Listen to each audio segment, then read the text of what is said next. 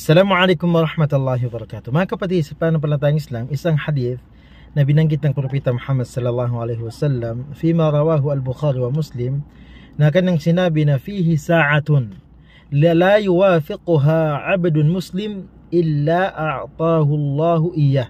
Subhanallah.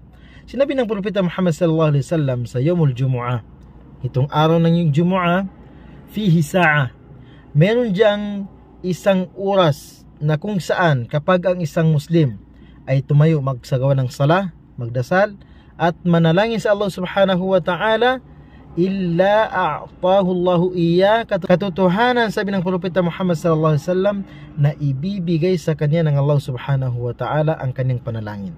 Subhanallah, tayo po ay magpursige nitong Yawmul Jumu'ah, kulla Yawmul Jumu'ah, kapag araw ng Jumu'ah tayo ay manalangin sa Allah subhanahu wa ta'ala.